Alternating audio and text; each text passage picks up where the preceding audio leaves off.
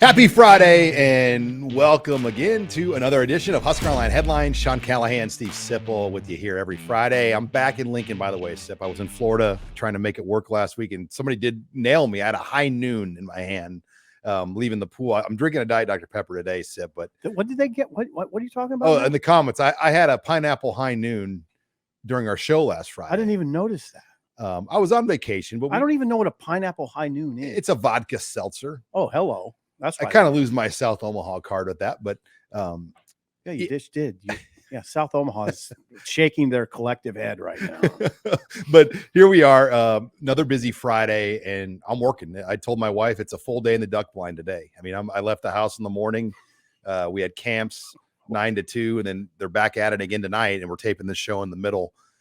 So it's a full day at Nebraska today. It's the final camp weekend, and it's been an interesting camp week because they had a fullback camp, they had a postgraduate camp. Postgraduate means anybody that's out of college, or out of high school, just players that might have eligibility left remaining, that they could still play college football. And then on Friday they had another regular camp, then a Friday Night Lights camp. So very, very busy schedule of camps at Nebraska over the last few days. Yeah, and I mean, when they talk about the fullback camp and the postgraduate camp, if those are sort of designed to just do all you can to find talent, to all you can to, if it just means one player, then it's meaningful.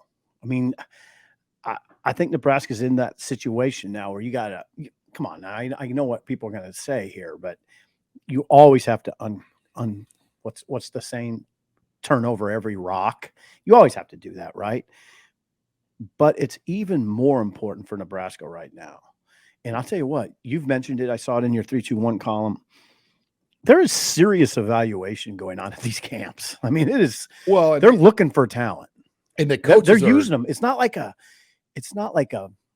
cash grab. It's not a cash grab, and it's not public relations. It's a little bit of that. I mean, not all these kids that come into these camps are realistically going to play for Nebraska. Most of them, it's very unrealistic. But they are trying to find guys. And Rhule was true to his word all the way on this. He said, "You're going to come to our camps, and you're going to get caught. You're going to get coached and taught by us, not a bunch of other people, behind the scenes coaches, the main coaches." And you see Marcus Satterfield repping the quarterbacks. You do. Matt Rhule, time and 40s. Matt Rhule in the trenches at the camps. Yep. On the front lines. And they've done a really good job, I think, of getting guys here. I mean, we saw more offers made at a Nebraska camp last weekend than I've ever seen before. And I'm not just saying that. I mean, there was 10 plus in a weekend. And you would be lucky in some previous years to get maybe a couple for the whole summer out of a camp, mainly because the good players don't need to camp. They're getting younger players here, even younger players that they've offered to camp. So I do think they've added a lot of value, and that was what Matt Rhule wanted to do. He really wanted to send a message what these year one camps are going to be like for the future.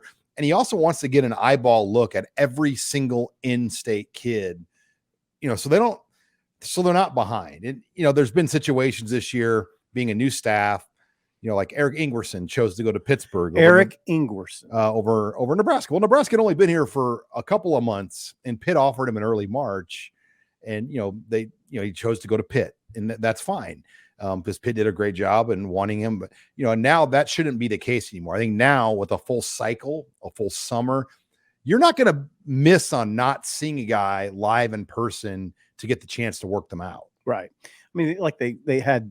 I think you were there. You were there this morning. They work out Jermaine Green of Bellevue West. Yeah. See, that's the kind of kid they can get in on quick now. Get him to camp, and it's not just it's serious. I mean, it's serious time. They're going to give him a big look, and he's a guy they might be interested in. He's a class of 2026 kid. And you just get eyeball like Calvin Jansen's an O-lineman at Gretna. He's a 2025 guy. Okay. Probably their best prospect in all the Gretna school system right now. Okay. I mean, when you talk about the kids coming up in Gretna, he was there today. You get to see younger players, and that's what you want. You don't want to just, guess, because if you can get somebody live for 2 hours, 3 hours for workouts. That is the best evaluation you're going to get. You learn a lot. You learn a lot because they're going through drills. There's some drills that go better than others. You see how the kid can react. You see how the kid reacts. You see if he's jumping up in line. You see how he's interacting with the other kids. And oh, by the way, they're running 40s. They're timing 40s. Matt Rhule will call a kid over and then time him into 40. I mean, that's like when I was watching it, my thought was there's a little pressure on that kid. There's a little pressure now. And he's got that sucker out. Think about if you're a kid, that's the former coach of the Carolina Panthers last year who coached Christian McCaffrey. Yeah. He's timing your 40-yard dash. Yeah, he's asking Jackson Carpenter to come over, talks to him a little bit and go run a 40 for me. Man. Okay. That's a big day for Jackson Carpenter. All right. Headline number 2. Let's talk quarterbacks. Oh yeah. Particularly 2025. 2024, we know set. Daniel Kalin's at the Elite 11 right now, representing Nebraska very well. I know everybody in this program is very excited. And I think this is the best take I read on our board this week about Daniel Kalin. Dylan Raiola was your top choice, but how many teams can say they pivoted that quickly to get an Elite 11 as kind of their next guy? Yeah. And Daniel Kalin's doing a fine job at the Elite 11 in Southern California this week. Yeah, and the Elite 11, the fellow who runs it by the name of Brian Stump was on with us a couple weeks ago. And Stump identified Kalin, and they don't take anybody. They study a lot of film. They studied Kalin's season last season. And he said he's one of the best pocket passers in America. I mean, now Kalin he has a little bit of athleticism. He can get out of there and throw it on the run. But I just say that because I know some people will get kind of scared when I say pocket passer. No, he's got a little athleticism. He's got enough athleticism. So yeah, Kalin probably competing at the Elite 11 as we speak, Sean. Final day. Yeah. And, he was Wednesday, Thursday, Friday. He was 15 of 20 in like one of the main drills on day 2. Now, Thursday. Day 3, Friday, here's the final day. There's 20 quarterbacks there in the finals, and then 11 make the ultimate in the Elite 11. So there's there's going to be 20. It's almost like being on the television show The Bachelor. You're trying to get a rose at this point. Oh, okay, good. That's a good analogy. You want to get a rose and get called up to the stage. Oh, you have more familiar. I don't watch that show. Sean, you just revealed yourself as a viewer, so that's the deal. Okay,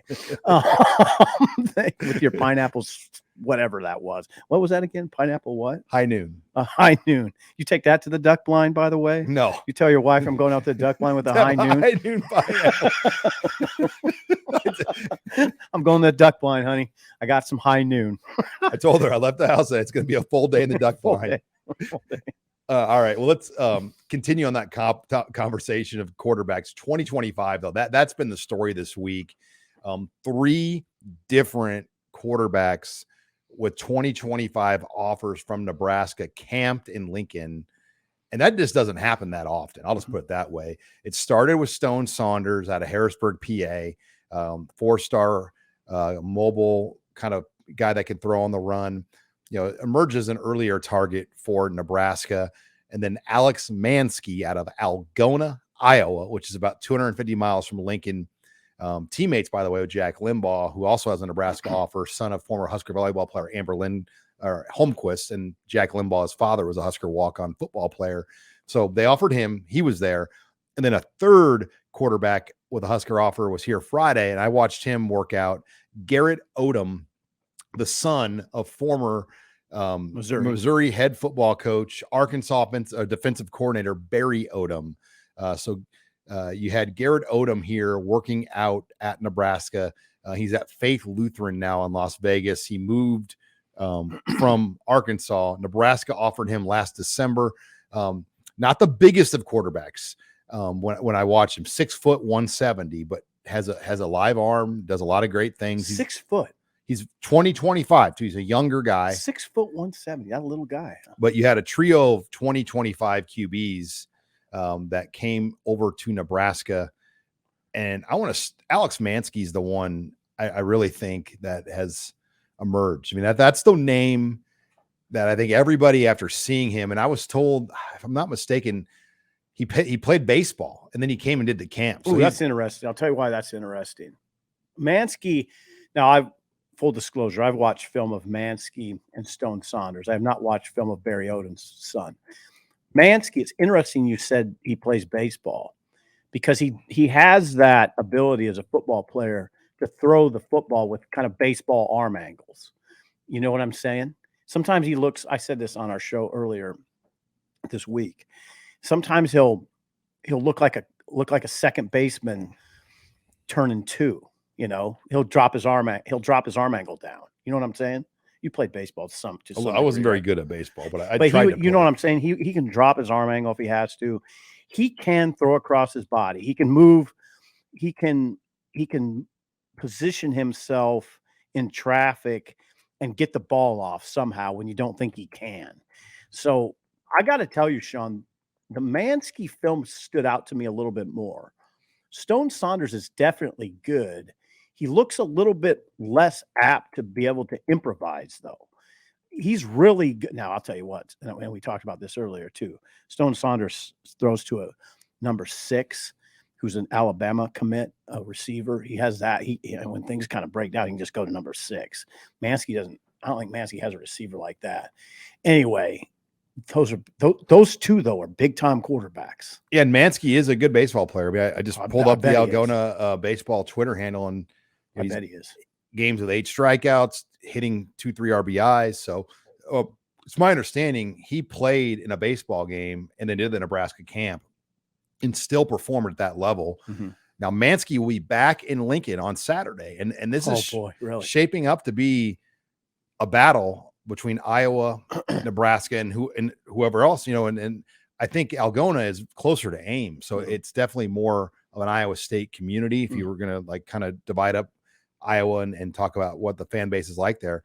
But this one intrigues me. And the fact that Iowa came in, and Iowa can say, look, we wanted to have them in camp. We had them in camp. We offered. So I'm not going to get that way. Like, oh, they followed their offer. I think that's silly I don't even do that. That's how about Ingerson. Ingerson was, you know, they were kind of offended that Nebraska didn't offer before Pitt. Mm-hmm. And then, you know, that early Pitt offer kind of led him wanting to go to Pitt over the way they recruited him. Okay. And I think recruiting is such a process. You can't get too worked up over things like that. But I do like where Nebraska sits with Alex Mansky right now. I think really getting him in here again is a great start to targeting him. And I think he could be exciting. I think he could be a 4-star quarterback. Yeah. I really do. Yeah, he's a 3-star right now, unranked by On3. But I would just invite people, if you have time this weekend, just call up the huddle film and you'll see what I see. It's well, I'll tell you this: look at the first pass he throws. He completes about a 60-yard touchdown pass right out of the gate. It gets your attention, and I'll tell you And the kind of the theme of his film is he throws a really good deep ball. He throws the ball downfield very well. It seems like that's the message he's trying to send. He throws it downfield. He's intriguing to watch. His athleticism is really intriguing. Well, the Notre Dames of the world, where some of those teams begin to recruit in Miami. He's in Miami and Florida and Notre Dame and Oklahoma, Missouri. Those are all their teams that have shown him interest. But Nebraska kind of has a jump. Pittsburgh offered him early. He had never visited campus, though. Wisconsin's previous staff offered him. He doesn't have a re-up offer from the new staff yet. So right now it's Nebraska and Iowa, but I'm sure that's going to grow pretty quickly. Here you go. Here's a good look at it, Sip. Yeah, this might be that first. There's that first throw I was talking about. The kid's not even on the screen. He completes it. Do you see that? It's like Michael. He threw that under duress too, by the way. It's like Michael Bishop's arm. Yeah, he's interesting. He's an interesting player to me. You see a lot of these throws are downfield. But now see that one? That's what I mean. That throw right there is what I mean by he can maneuver and throw it at a different arm angle than what he would want to, probably in a nice clean pocket. Well, and if you're Nebraska and you're recruiting against Iowa, I think one thing you can say is like, look, we just got here. We're not going anywhere. We don't plan to go anywhere. Iowa, their situation there, as we know, there's questions about the long term of their program, like with the new athletic director coming in. Brian Ferentz has got a deal on his contract, but I think Iowa's going to win the West this year. I'm on record saying that. Well, that'll be the last year of the West, though. So now here's the deal. I was struck by something Garrett McGuire said when we were in Texas. He was talking about what he tells kids, and he said one of the things he tells kids is, look, you're going to come to Nebraska where you're going to be coached by someone who's going to be there for a long, long time. And I was like, wow, okay. I'm glad he's thinking that way. I'm glad Matt Rhule's thinking that way. We had talks. We talked to Matt Rhule in Texas, and he said there's some people that already question, how long you going to be there. How long you going to be in Nebraska? Which is why I think that contract was built the way it was built. 100%. Ding. Well, but that's right. You're right. And that conversation does come up, but also you were downtown here at the Embassy Suites when we heard Matt Rhule speak, and he said he wants this to be his last stop because he has those daughters that are the daughters in grade school. He has daughters. They're about my daughter's age. Your daughter's age, right? So it was that hit me too when he said that. He was very clear, like, no, this is my last stop. This has to be it. It is really tough when you have school age kids. Mm-hmm. You got to move. I mean, you just don't. I mean, there are coaches on previous staffs that have been fired that, are still in Lincoln because they want their kids to stay in school and have the same group of friends. I mean, that's very, very tough to move around as a coach. He said that at the Embassy Suites, and I know people get very jaded and cynical, and they're probably saying, "Sipple, coaches say that all the time." No, I mean, I get it. I've been doing this for 30 years. Yeah, they do say it, and I'm cynical as they come. But when he said it, it seemed very genuine to me. And he said it to, Sean, how many people were there? Probably 700 people. 700 people at Embassy Suites. Yeah. He said it to 700 people. And I just don't think you say it that definitively to that many people if you don't really believe it. I think Rhule's here for the long haul. It could even be a case where if he doesn't work, he just stays here. I mean, why would Rhule have to work again? He'll have 70 million, 80 million in the bank, right? I mean, it wouldn't have to work again. All right, we got one more update on Elite 11 real fast here. We're talking quarterbacks, but Chad Simmons from On3 has an update on Daniel Kalin that he just tweeted that Daniel Kalin is now winning the accuracy contest at the Elite 11 with 56 after these last two deep throws. And Chad's got a video. I think we're going to try to cue it up here of Daniel Kalin. So a strong showing by Daniel Kalin as we kind of wrap up this quarterback discussion. Live updates here in the show from Chad Simmons of On3. That won't get people going at all, will it? That's great news. That's good to see him go out there in that environment and perform. And here we go. Megan's got it pulled up here. So here's Daniel Kalin. Yeah, he's big. He's big. I like his size.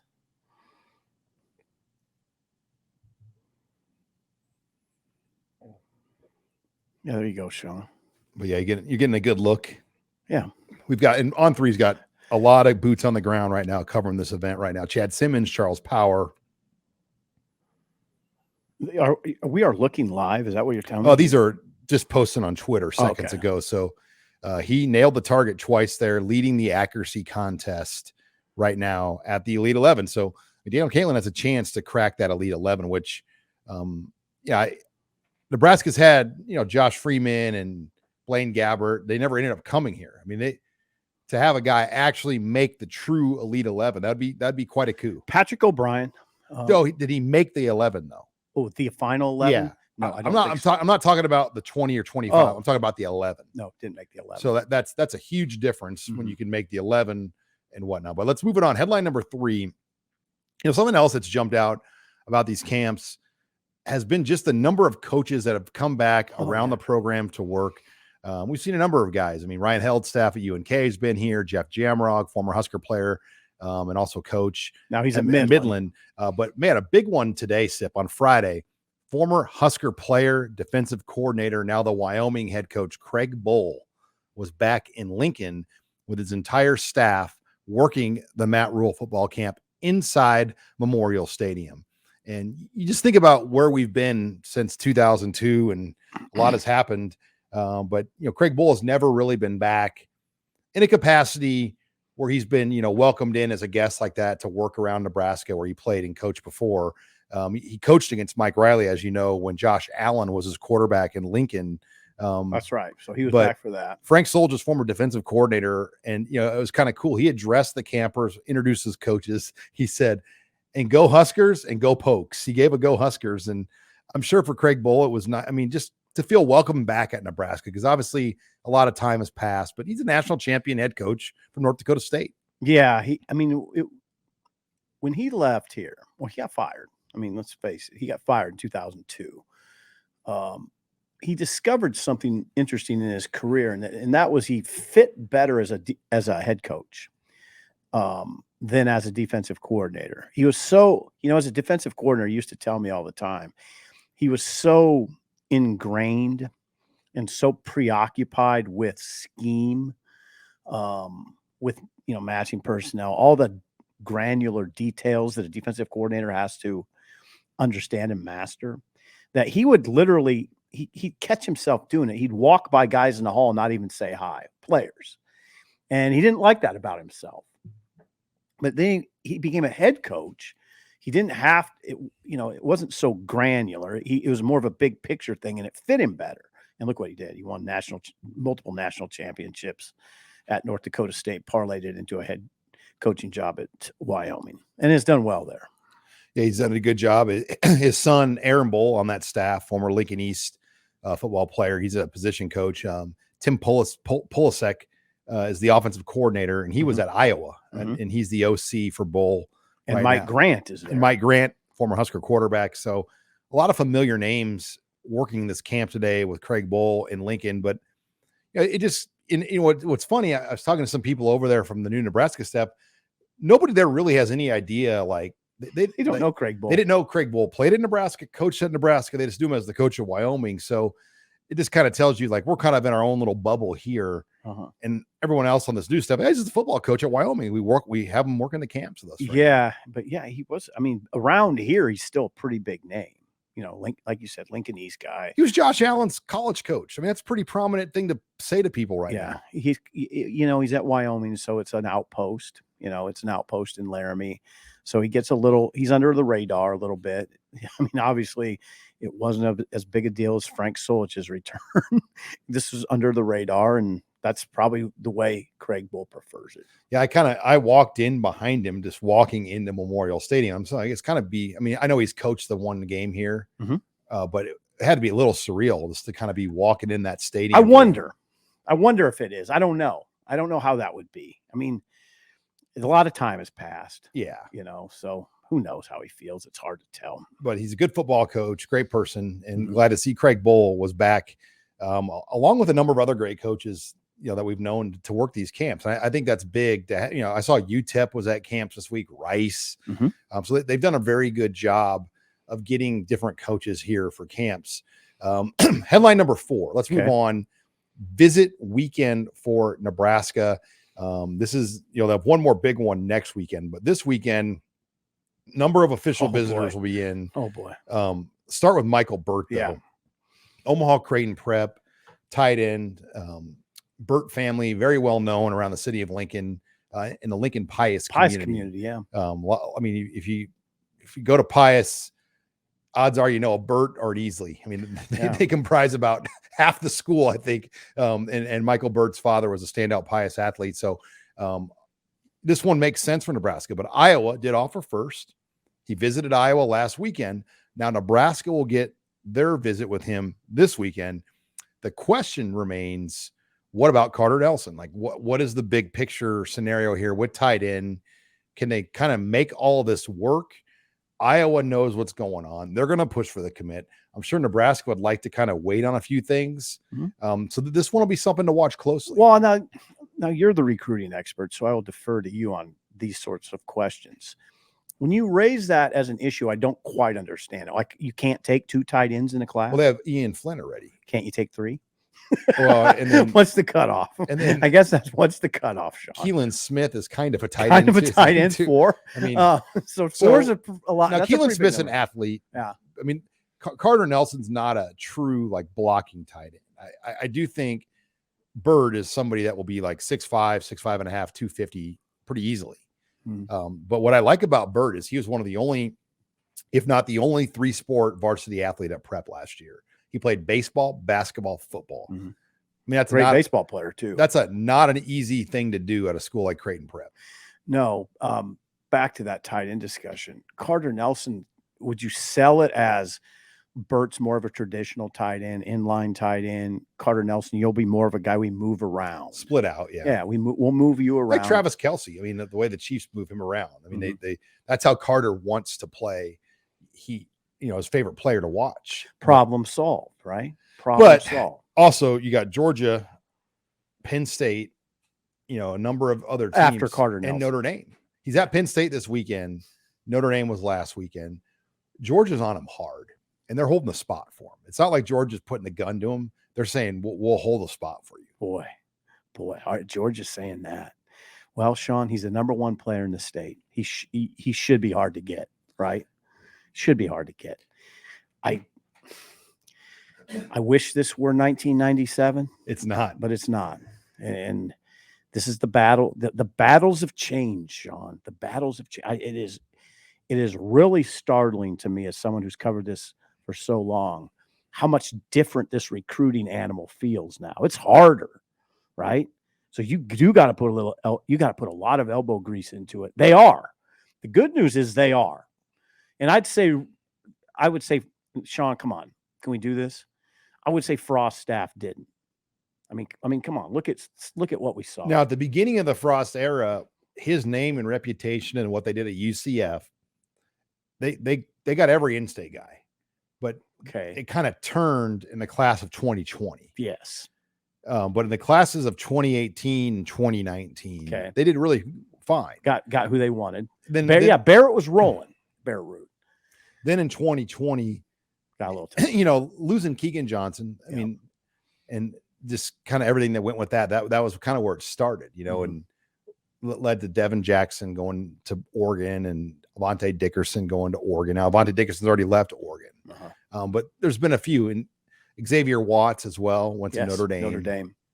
Oh, I remember that summer. It was a little uncomfortable, right? It was a little uncomfortable. Other visitors though in town on officials, Jacob Smith's back again. How about that? For a third trip. How about that? But RPM on 3 is 93% to Michigan. His brother, Gerard Smith, is going to Michigan already. So that seems like an uphill battle, but if he truly is here and going to be on campus, that's big. Yeah. Third trip. Yeah. Third trip. I just think that if you're a Nebraska coach, you have to keep telling yourself he's interested enough to be here for a third time. We got to lock this down. I mean, everything. You think about how hard. I mean, my own family in Omaha hasn't been to Lincoln 3 times since March. He's been to 3 times since March. I mean, he's putting some time into it. Evan Taylor out of North Carolina, wide receiver. He'll be here. Braylon Prude expected to be here. We saw him at the satellite camps. Well, Prude's going to be here. Well, he confirmed as official. Now, some of these things could change if the visit actually happens or not. Jake Peters, who was just offered last week from Cedar Falls, Iowa, as an O-lineman. He'll be on campus. Another O-lineman, Landon Davidson from Broomfield, Colorado, will be on his official. Kalin Barta. So the 4 kids I just mentioned, all of them camped at Nebraska or with Nebraska, and then it led to official visits. So a lot there to kind of study when you look at those official visitors that will be on campus here this weekend. Yep. June. Critical month. And next week will be a bigger. Yeah, that's the biggest one. Yeah, it'll be 15 guys. Carter Nelson, Isaiah McMorris, some pretty big names. Yeah, they're going to try to put the hammer down. Now this weekend's big enough, but next weekend is the real big one. All right, final headline. Let's talk softball again. Okay, because we've seen quite a boom with Jordy Ball's official transfer now to Nebraska, and we called it on Wednesday. It was going to lead to a ticket push, and Nebraska received 800 calls the day Jordan Ball announced their commitment to Nebraska about softball tickets. They put out an email about getting on the softball ticket request list. There are only about 750 chairback seats over there, and then they could hold 2,500 total when you have standing room. Okay, so there's a couple of things that come to mind as we discuss this. First of all, if there's ever an athlete, well, there's others, but this is a pretty good example of an athlete where you say, yeah, name, image, and likeness really makes sense, right? Name, image, and likeness really makes sense for Jordy Ball with all this stuff you're saying and reading, right? Look at she's selling tickets. What else they're gonna ask Jerseys. her? That, and they're gonna basically ask her to help recruit. Okay, so what if she doesn't bring in a few players? Is she gonna get criticized? Well, you better make sure she's getting compensated. I kind of read all this stuff and hope she has a sense of humor. I mean, she's obviously a very accomplished athlete who's very, confident in herself. But I was reading Abby's three takes on Jordy Ball committing to Nebraska, and one of them was Nebraska is now a national title contender. I'm like, jeez, Jiminy Christmas. If there's a definition of name, image, and likeness, that is that. I mean, that's what her value to this program, to the state is very high. It sure is. That's what I mean. I hope she has a sense of humor as she reads all this. Like, wow, people are counting on me to perhaps win a national championship, spark a surge in the sport I play. What else? And fill the stands. Yeah.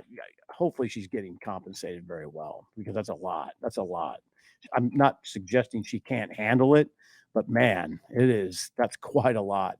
If she's reading all that, I just picture her reading it all and thinking, wow, I guess this is pretty big. Well, and just her passion to grow the sport of softball, like Abby Barmore talked about. Yeah. Because, living in Nebraska, it's volleyball. And I think she wants to get more girls going in softball. She will. I'm sure she will. I mean, this state, it's pretty remarkable for the size of our state. When you think about it, best softball pitcher, one of the best volleyball players in the world, come out of Nebraska. I mean, you just think about some of these female athletes that have come out of Nebraska in the recent years. Yeah, she's become a legend. I mean, she was 44-2 on the mound the last 2 years, and this past season, Sean, 2023, she had a .90 ERA. She's bona fide star, All-American, two-time All-American. She's the whole thing. So there's a lot to this conversation that's fascinating. It's fascinating that Rhonda Revelle at age 60 or 61 gets this late career shot, this late career shot in the arm, that she's had a good program. They've made the NCAA tournament, Sean, I think 15 times under Rhonda. She's been the coach since 1993. They've made the last 2 NCAA tournaments. They won 3 games in the NCAA tournament this year. But this is the kind of player that can put you over, right? No question. I mean, just the pitcher position and the transfers that she's going to bring with her. Well, I think so. Well, I mean, it's pretty. I mean, I hate to do that to her. Like, what if she doesn't bring them? Now is she not what you want? I don't like. I guess what I'm saying, Sean, I don't want to put all this pressure on her that she's going to automatically carry Nebraska to a national championship. That she's going to change the roster. I mean, she can only Sean. I mean, I guess I'm just trying to take some heat off of her. Well, there's already good players that have gone in the portal that she's got ties to. Yeah. Well, we'll see what happens there. So it's going to be fun to watch that come together. And I'm intrigued just to see the crowds, what kind of crowds they're going to draw. And they'll be gigantic. They'll be gigantic. Well, and Hawks, the Bohl Stadium over there for softball, they've got to do a few things to actually host regionals.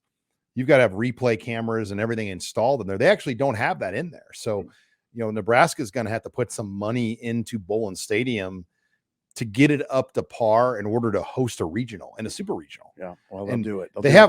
I don't know this, but I don't know if they've ever, I don't know if they've hosted over.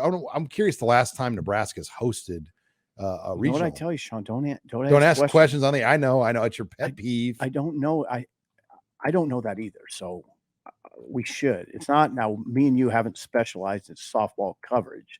I used to cover Rhonda's teams right at the start of her career here, 93. But I haven't, we're pretty preoccupied over here. Yeah, I'm looking here. I mean, in the early 2000s, like 2000, the 2000 team was 52-21, and then she went 51-15 and 50-14. I mean, they had some really Rhonda, good teams that era. Yeah, Rhonda. And that was Lori. Lori Sipple's been with her, no relation. Lori Sipple's been with her. Sean, she's been with her from the jump, I believe. They've been a coaching duo for as long as I can remember. In 2013, they had a top 10 season. They finished 8th, and they made a College World Series that year. Okay. They've made 3 College World Series under Rhonda's watch. 3. And I'm going to say 15 NCAA. 2014, they were in a super regional. Okay. But they haven't been ranked at the end of a season since 2014. Okay. So, yeah, this is they'll count on Jordy Ball to put them over the top. And is it Jordan or Jordan? Well, her real name is Jordan. Okay, Jordan. Yeah, I've never heard people say Jordine. I say it. Okay, I'm just trying to get up to speed here because I've never heard anyone say Jordan. Well, it's spelled Jordyn. Yeah, Jordan Ball. Okay, I read that as Jordine. That whatever. We're gonna tee this one up to your Ramir Johnson pronunciation. All right. I just want to make sure you for a loop. We're probably gonna say Jordan Ball's name a few more times. So let's get it down, Jordan. We need to end this whole Jordine thing while we can. All right, on that note. Duly noted, Sean. I got to get back out to the duck blind. We got you too. Get your pineapple seltzer or whatever the hell it is. And we got camps, but make sure you're on HuskerOnline.com. Also looking for a late Father's Day gift. We've got a great promotion right now. You can give the gift of Husker Online 6 months for $40 or a year for $75. Send that special father or person in your life the gift of HuskerOnline.com right now. You can find that on our website at HuskerOnline.com. Make sure you like, follow, subscribe to us right here on the YouTube channel. We'll also have the show up on the podcast channel. For Steve Sipple, I'm Sean Callahan signing off for another edition of Husker Online Headlines.